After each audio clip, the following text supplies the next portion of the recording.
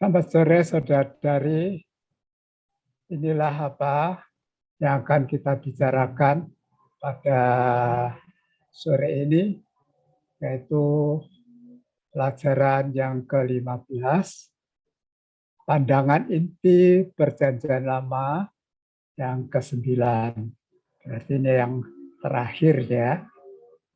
Judulnya dari pembangunan kembali Bait Suci dan Kota Kudus, Kota Suci atau Kota Kudus sampai akhir zaman Perjanjian Lama.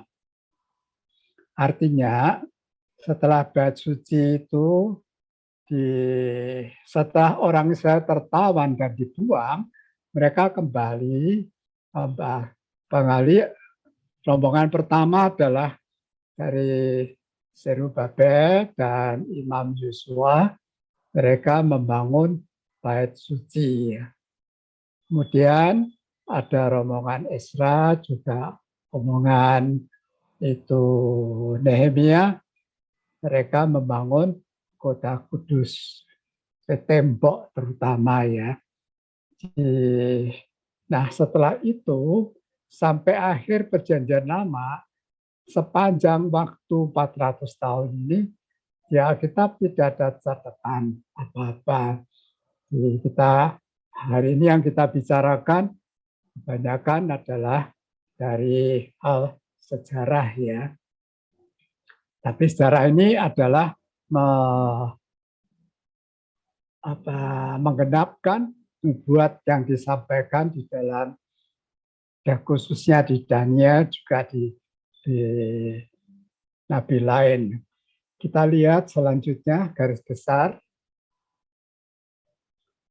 Garis besarnya ada 4 tentang Antiochus Epiphanes, Raja Syria, dan mengenai dari Antiochus Epiphanes, Raja Syria itu ada 2 hal yang muncul, yaitu tanduk kecil dalam Daniel pasal 8, serta bagaimana Antiochus Epiphanes dia menduduki negeri Kudus, membantai orang Israel, dan mencemari bait.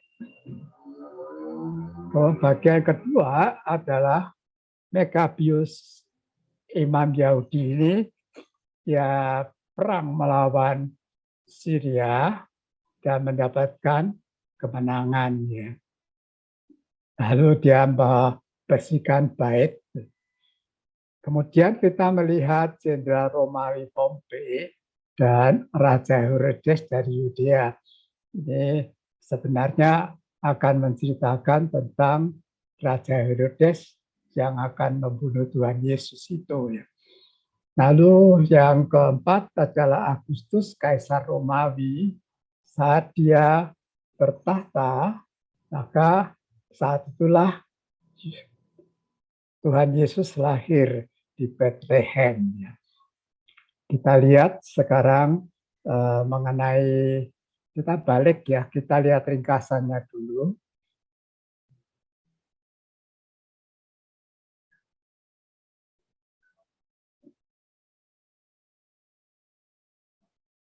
Kita lihat ringkasannya. Yang pertama, ketika orang Israel kembali ke negara mereka sendiri untuk membangun kembali bait dan kota Kudus, mereka masih di bawah kekaisaran Persia selama 2 abad lagi. Pengaturan Tuhan sangat istimewa. Dalam pengaturannya, dia ini Raja Persia mengizinkan orang Israel kembali ke bait suci.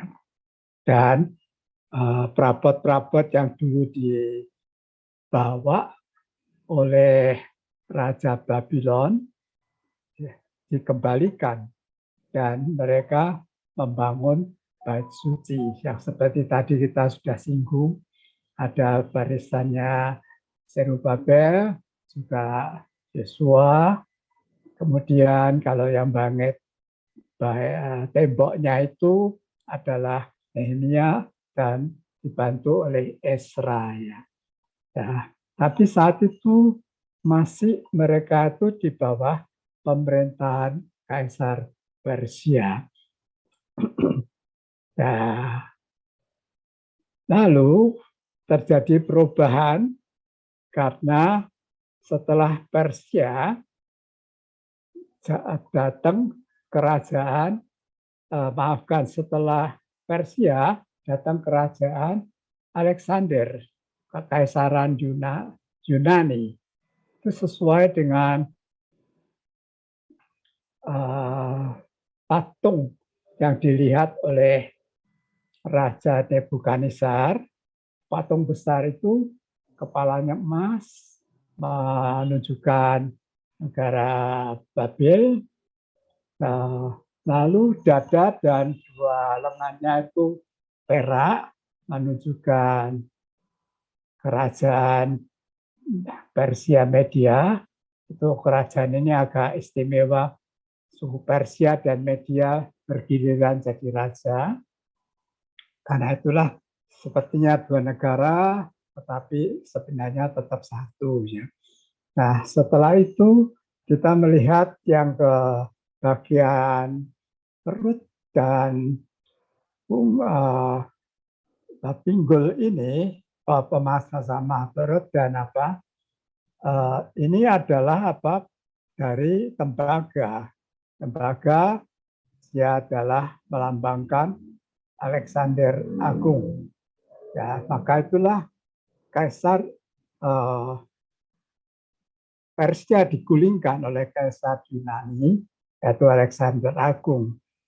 Ya, setelah Alexander Agung meninggal, mereka jatuh di bawah pemerintahan kerajaan salah satu termasuk Syria yang didirikan oleh salah satu jenderalnya dari Alexander, yaitu Seleucus. Ya. Oke, saudara-saudari, itulah sejarahnya demikian. Nah, masalahnya adalah antara Yehuda itu terletak di antara Syria yang di utara dan Mesir yang di selatan. Ya, maka kalau dua negara besarnya perang, maka terjebaklah mereka di antara kedua kekuatan ini. Ya, negara Alexander itu pecah jadi 4 negara. Yang satu negaranya di Mesir, yang satu di Syria, yang satu di Makedonia. Jadi itu ada 4 jenderal, masing-masing mempunyai satu kerajaan sendiri. Nah, ini antara yang dari Mesir dengan Syria kalau perang, yang dilewati itu adalah Yehuda.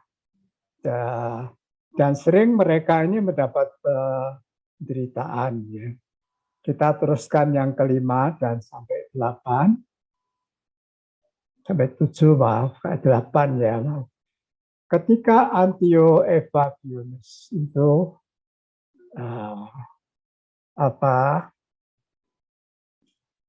menjadi raja Syria, dia menduduki tanah Kudus, membantai orang Israel dan mencemari bait. Karena dia marah, lalu dia orang-orang itu ditawan dan dianiaya. Lalu Tuhan membangkitkan dari suku Mekabeus, yang dipimpin oleh Yudas Mekabeus, kemudian bangkit mengalahkan mengusir orang Syria, dan sebagai hasilnya bait itu ditahirkan. Itu yang terjadi ya. Nah, lalu setelah itu, Romawi tak menaklukkan Syria dan Mesir. Jadi Israel itu di bawah pemerintahan Kaisar Romawi. Pada Kaisar Romawi ini, yaitu pada Kaisar Agustus, Yohanes Pembaptis dan Tuhan Yesus dilahirkan. Dan demikianlah mengakhiri zaman Perjanjian Lama dan mendatangkan zaman Perjanjian Baru. Itu adalah ringkasan dari berita yang di 15 ini ya. Lalu kita lihat sekarang, saya membalik ya, melihat beberapa poin yang ada di pertanyaan. Tahukah Anda berapa banyak bagian yang dimiliki patung besar dalam Daniel 2? Zaman apa yang dilambangkan setiap bagian? Zaman mana yang belum digenapkan? Nah, dari tahu bahwa bagian yang ini adalah di kitab Daniel pasal 2 ya. Kitab Daniel pasal 2. Di sana terjadilah satu peristiwa, yaitu Raja Babel dia mimpi. Tapi mimpinya apa dia lupa. Kan repot sekali ya. Tapi kenyataannya begitu. Dia mimpi, dia lupa. Lalu dia suruh orang-orang pinter di sana untuk menjelaskan. Mereka satu pun tidak bisa. Karena dia akan membunuh semuanya. Lalu Daniel dengar, Daniel minta tolong kepada kepala sipir untuk memberitahu, untuk bawa dia hadap ke Nebukadnezar. Ya. Nah, sebab itulah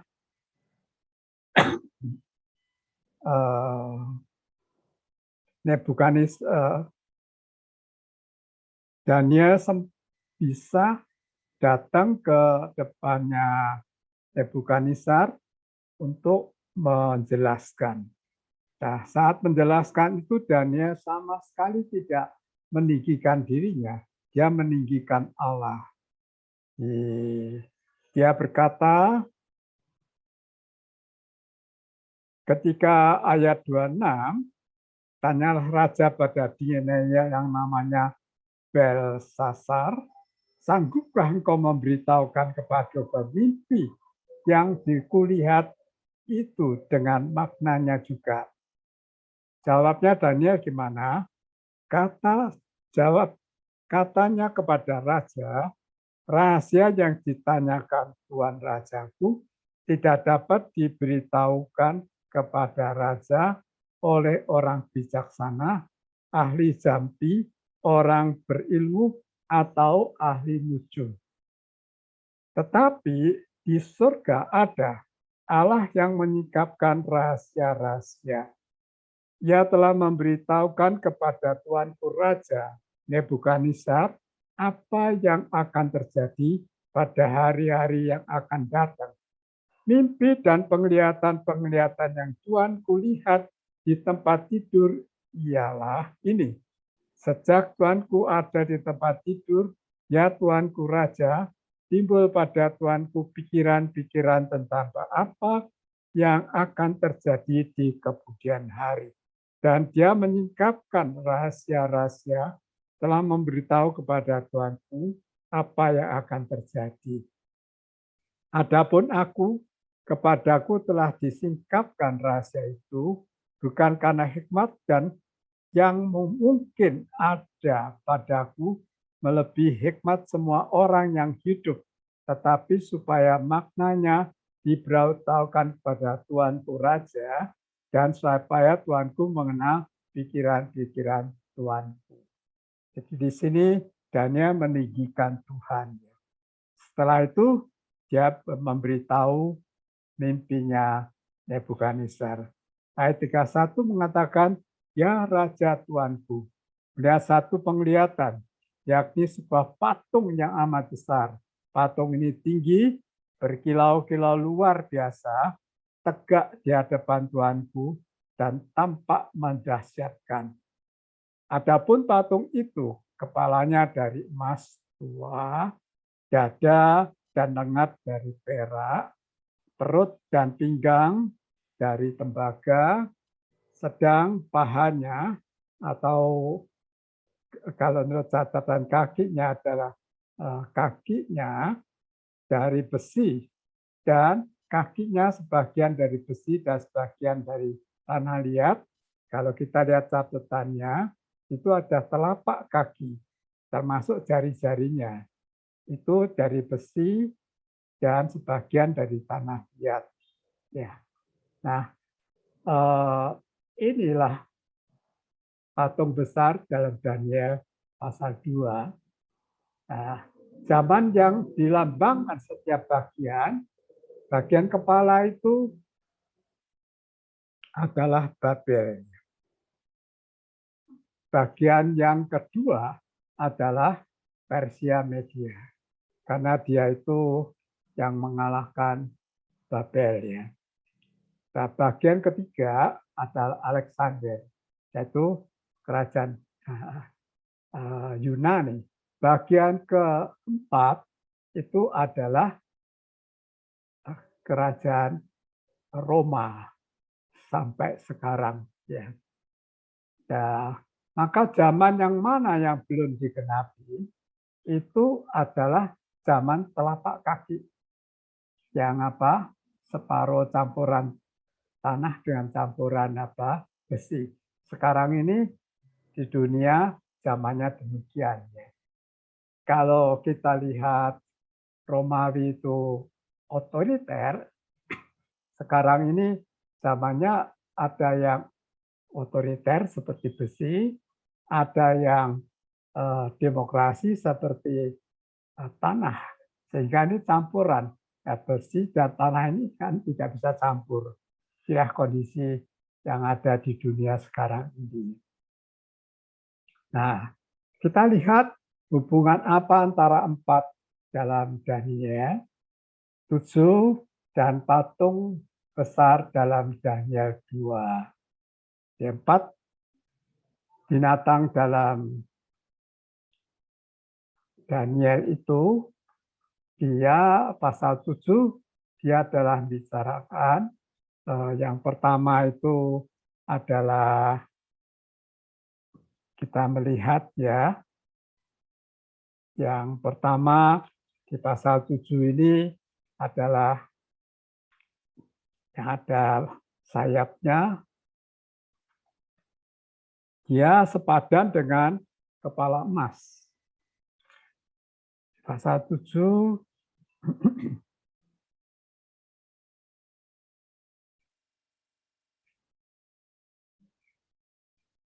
mimpi ini yang lihat Daniel.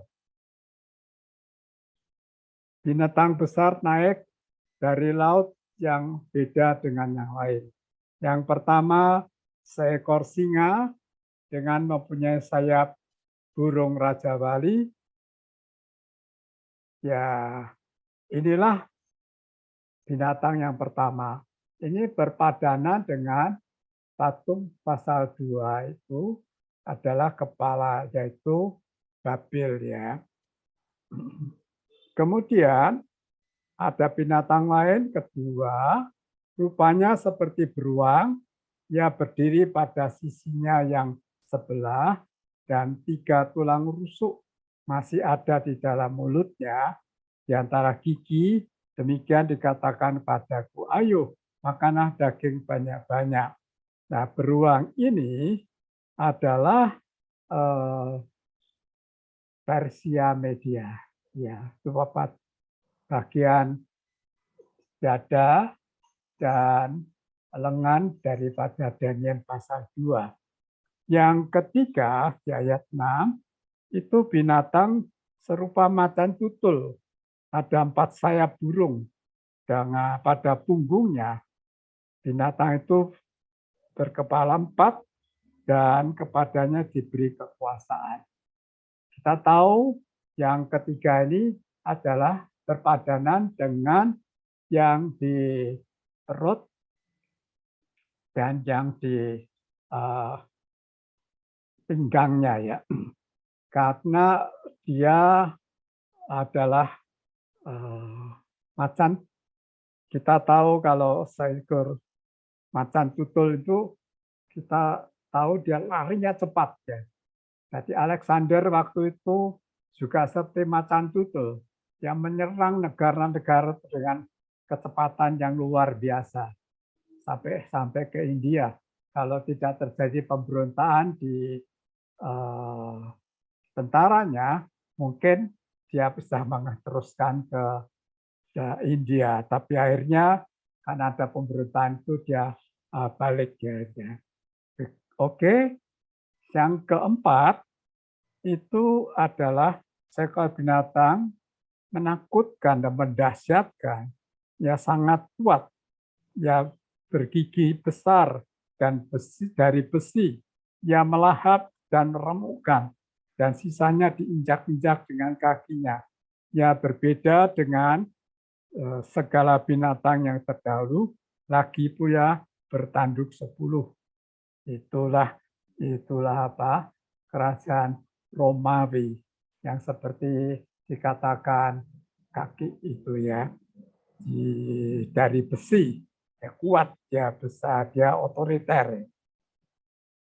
Oke, itulah apa kita lihat kayak itu ya.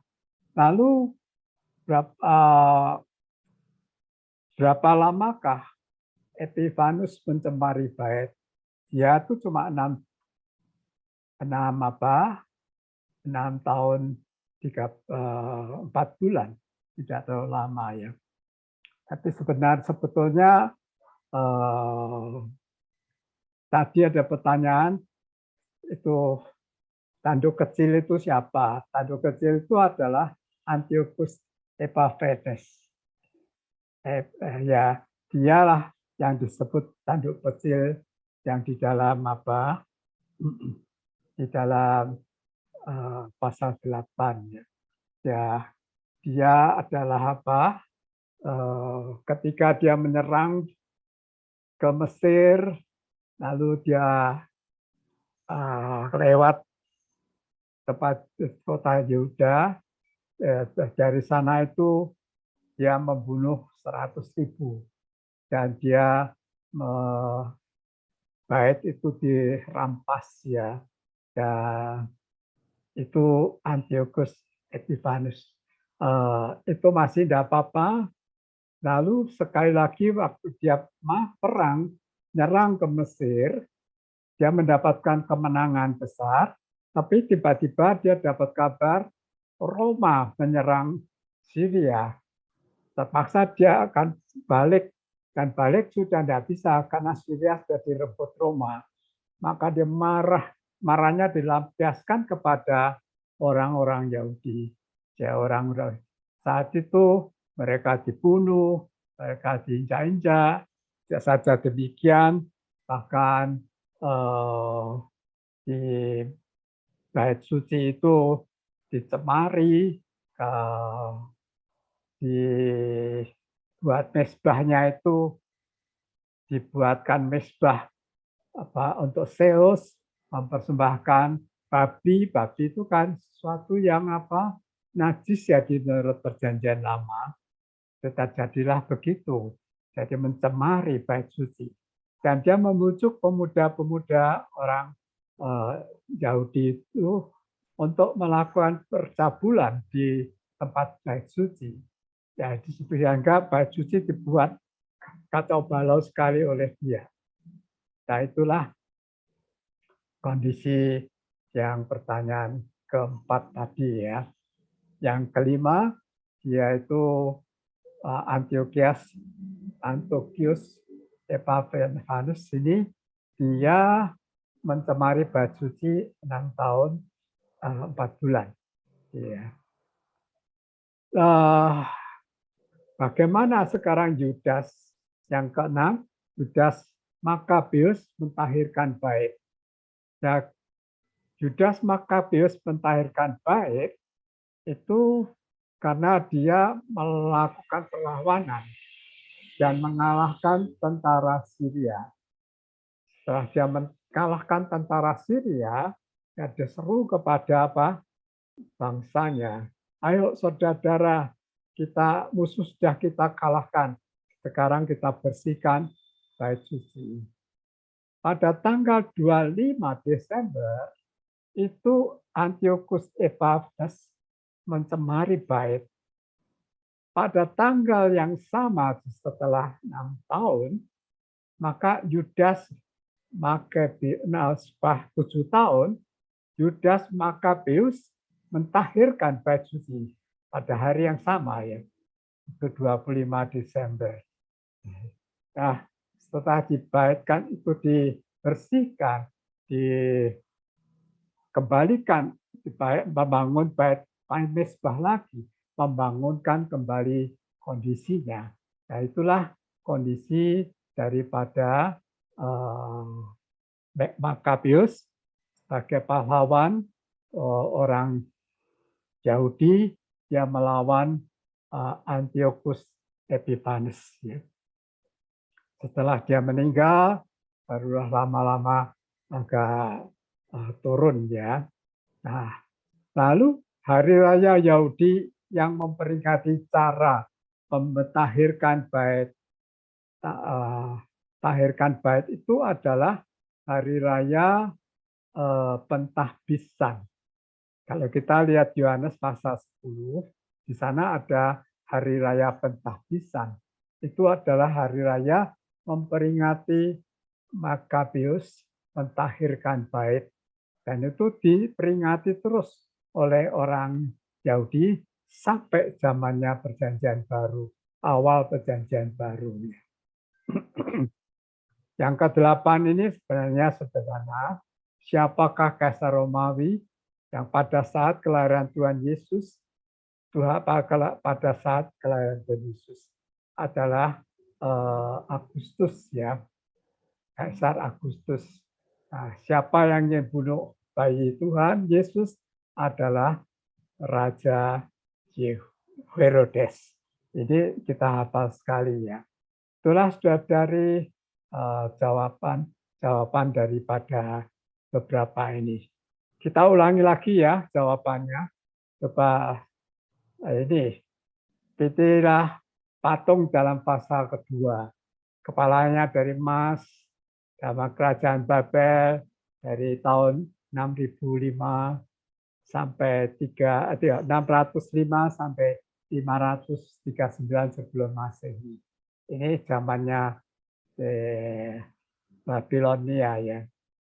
Lalu dada dan lengan ini dari perak, itu Kekaisaran Media dan Persia tahun 549 sampai 330 sebelum Masehi, ya. Itu lalu perut dan pinggang ini dari tembaga, ini didirikan oleh orang Makedonia, yaitu waktu itu orang Makedonia dia menyerang dan mendirikan kerajaan itu. Kerajaan itu tidak terlalu lama, bukan cuma 3 tahunan. Itu setelah 3 tahun, bagaimana Alexander meninggal, lalu digantilah oleh 4 jenderalnya negara-negara itu, ya. Nah, kaki dan telapak kaki atau 10 jari itu kekaisaran Roma Timur dan Barat. Jadi maka kaki kan ada 2, yaitu kekaisaran Roma itu juga ada Timur dan Barat. Ya, dari 30 sebelum Masehi sampai 471 setelah Masehi. Yang belum dikenakan itu ada telapak kaki yang terdiri daripada besi dan tanah itu, ya. Baik, yang kedua ini, yang kedua itu 4 binatang dari pasal 7 setara dengan 4 bagian patung dari pasal 2.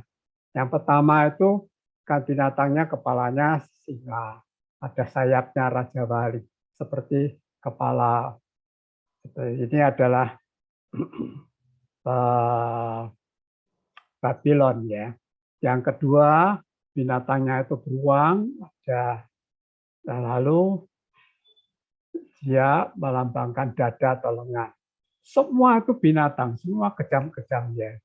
Perutnya itu adalah seperti macan tutul yang ada sayap di perut itu. Ya, kemudian yang ke-10 ini yang istimewa, keempat ini yang istimewa, binatangnya nggak tahu model apa, pokoknya menakutkan gitu ya. Telapak di kepalanya ada 10 tanduk, dia kejam sekali, dia menginjak-injak, makan menginjak-injak. Dia adalah seperti besi yang dilambangkan oleh kaki. Dan telapak kaki itu negara-negara setelah Roma ya, itu tidak termasuk dalam patung binatang ini. Yang ketiga kita lihat, ketiga ini adalah kambing jantan dalam Daniel 8 itu mengacu kepada kekaisaran Yunani atau kekaisaran Alexander. Ya, pada masa Alexander itu ada, maka kerajaannya itu banyak jadi tanda-tandanya kambing. Tapi kalau Persia dan Media, gambar-gambarnya itu domba, benderanya itu domba. Jadi domba itu melambangkan Persia dan Media. Nah, kalau kambing itu melambangkan Kaisar Yunani atau Alexander. Setelah Alexander meninggal, kerajaan pecah jadi 4. Dari 4 itu adalah kerajaan Ptolemaic di Mesir, Kaisar Seleukia di Iran, Raja Pergamon di Asia Minor atau Asia Kecil, Kerajaan Makedonia berasal negara asalnya yaitu di Makedonia. Ya, nanti Antiochus itu adalah dari yang kedua, anaknya keponakannya Seleukia. Oke, yang keempat. Yang keempat, tanduk kecil itu adalah Antiochus Epiphanes, Raja Syria, yaitu Raja Utara yang disebut juga dalam Daniel pasal 11 ayat 21 sampai 3. Itu ya rajanya itu ya. Nah, pada tahun 170 sebelum Masehi, setelah dia kembali dari Mesir, lalu masuk ke Yerusalem, membiarkan tentaranya melakukan pembantaian selama 3 hari. Kira-kira 100.000, maafkan salah ngetik ya, 100.000 orang Yahudi dibantai, sekitar puluhan ribu ditangkap dan dijual menjadi sebagai budak. Selain itu, ia merampok perabot bait yang berharga. 2 tahun lagi, tahun 168 sebelum Masehi, yang menang Mesir dan sukses. Tiba-tiba Roma intervensi memaksanya untuk mengusir ya. Karena kecewa dia mengalihkan kemarahan pada umat Yahudi. Penganiayaan ini lebih besar dari sebelumnya. Tak terhitung jumlahnya yang ditangkap dan dibantai. Korban-korban sembahan, sunat dan pembelian hari Sabat dilarang keras. Yang melanggar dihukum mati. Kitab-kitab Taurat dibakar dan melarang memberitakan kitab Taurat. Itulah yang pertanyaan yang keempat ya. Kita lihat pertanyaan yang kelima. Tuh, pada tanggal seterusnya bagian dari yang keempat juga. Pada tanggal 25 Desember tahun yang sama, dia mendirikan misbah lain untuk Zeus di atas misbah kurban bakaran dalam bait. dan mendirikan patungnya sendiri di bait, mengorbankan seekor babi di atas mezbah, memercikan darah di dalam bait. Ini satu pencemaran yang hebat pada baitnya. Dinajiskan, cemarkan, ada mezbah untuk dewa, ada patung, ada kondisinya begitu hebatnya merusak bait suci. Ya, maksa umat kudus menyembah berhala, makan babi, bujuk para pemudanya untuk melakukan perjabulan di bait dan menjual beli itu jabatan iman. Itu sangat luar biasa ya, kelewatan ya. Selanjutnya yang kelima, Antius Epiphanes ini dia mencemari bait 6 tahun 4 bulan saja. Oke, yang keenam, antara tahun 166 sebelum Masehi dan 165 sebelum Masehi, Yudas Maccabeus memimpin orang Yahudi memenangkan 3 pertempuran besar yang dikenal dalam sejarah sebagai pertempuran Bet Horon, pertempuran Emmaus, dan pertempuran Bet Sur. Setelah kemenangan di Bet Sur yang terakhir ya, Yudas Maccabeus memberitahu saudara-saudaranya, lihat musuh kita telah dihancurkan. Mari kita naik untuk membersihkan tempat kudus dan mendedikasikannya atau mempersembahkannya kepada Tuhan. Kemudian dia mengerahkan pasukannya pergi ke Gunung Sion untuk membersihkan baik, merobohkan berhala, membangun kembali mezbah, dan mengusir para imam yang telah membeli jabatan mereka. Itu diusir semua, dibersihkan, pulih seperti asalnya. Kita selanjutnya, di nama hari raya itu adalah hari raya penahbisan. Di Yohanes pasal 10 ayat 22. Dan nama setelah itu orang Yahudi menyebut hari raya itu hari raya penahbisan. Yohanes 10 ayat 22. Kalau kita baca Perjanjian Baru, kita akan heran kok tiba-tiba muncul hari raya penahbisan. Itu apa yang ditahbiskan? Sebetulnya pentahiran ya. Jadi hari raya mentahirkan. Kata terjemahan lain ada menulis mentahirkan. Oke, yang terakhir pada waktu kapan Kaisar siapa Yesus lahir? Pada waktu Kaisar Agustus. Yang membunuh Tuhan Yesus adalah Raja Herodes. Mengenai Kaisar Agustus, Herodes, kita waktunya sudah habis, kita tidak bisa meneruskan. Saudara-saudari bisa melihat dalam pelajaran lebih jelas bagaimana Kaisar Agustus itu yang asalnya dibuang, kemudian dibalik lagi, ya, dan dia merebut kekuasaan dan dia juga jadi pemimpin di sana di Roma. Ya. Nah, lalu ada yang diangkat sebagai gubernur di mana itu Mesir, kemudian juga ada ponakannya itu diangkat jadi raja di Yehuda yaitu Herodes. Dan waktu Herodes jadi raja inilah yang dia akan membunuh Tuhan Yesus. Inilah berita ke-15.